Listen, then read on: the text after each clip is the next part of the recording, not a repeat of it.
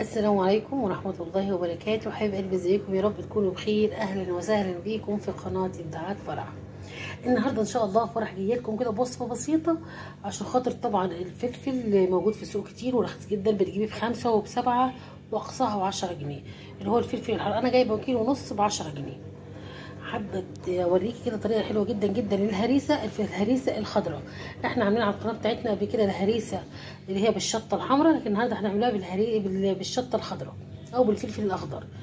معانا كده كيلو من الفلفل، انا خدت حبه شلتهم في التلاجة للسلطه، وهنا معايا في حدود كيلو فلفل، ومعايا كمان معلقتين من الملح، ومعلقه ضرس الثوم مفصصه كبير، وهنا هناخد فنجان من الخل.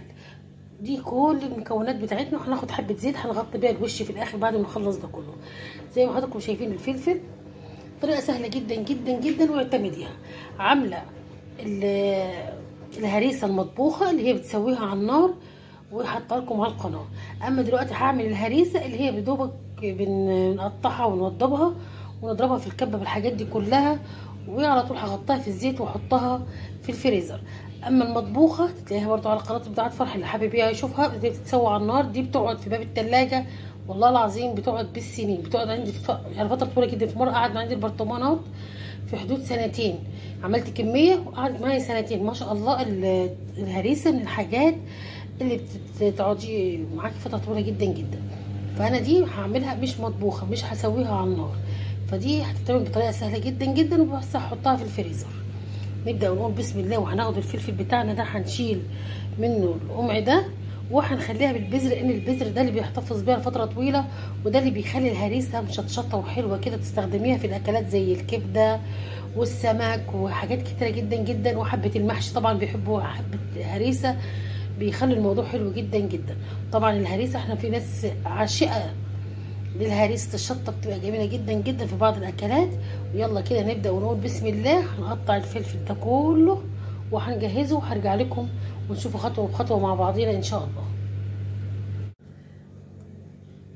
حبايب قلبي كده خلاص قطعنا الفلفل بتاعنا، ويلا هنا معانا الملح والثوم، وهنحط الحاجات دي كلها في الكبه بتاعتي. هفرم الحاجات دي كلها وهنشوف هنعمل الخطوات اللي جايه.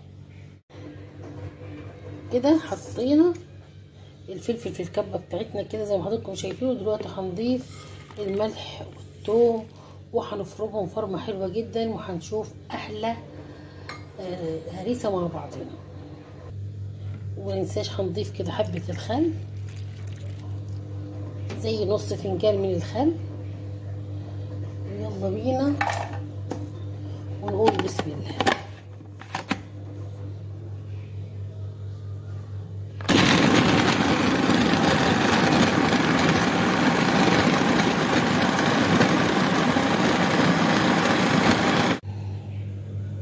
خلاص حبايبي فرمناها بالشكل اللي انتوا شايفينه ده، اتفرمت. حابه تفرمي اكتر من كده وفرميها. هنا معايا احط زي فنجان من الزيت،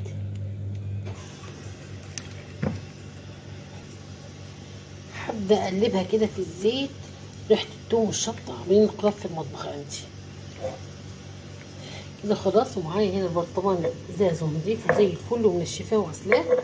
هضيف دلوقتي الهريسه بتاعتي في البرطمان وهدخلها الفريزر، وهاخد منها بالطلب. وبعد ما عبينا حبايبي الهريسه بتاعتنا، شايفين كده تقعد معاكي بالسنين في الفريزر. هحط كده نقطه زيت لكل برطمان مني عشان خاطر نحافظ على الوش بتاعها، مش اكتر من كده. وكده عملنا احلى هريسه في الدنيا. الشطه رخيصه، اعملي كده برطمان واتنين وحطيه في الفريزر.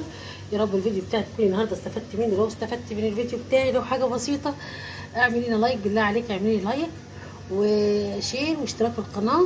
اللي اول مره يشوف قناه ابداعات فرح يا ريت يشترك ويفعل الجرس، اوعدكم كل جديد هتلاقيه هنا مع فرح. اسيبكم في حفظ الله. السلام عليكم ورحمه الله وبركاته.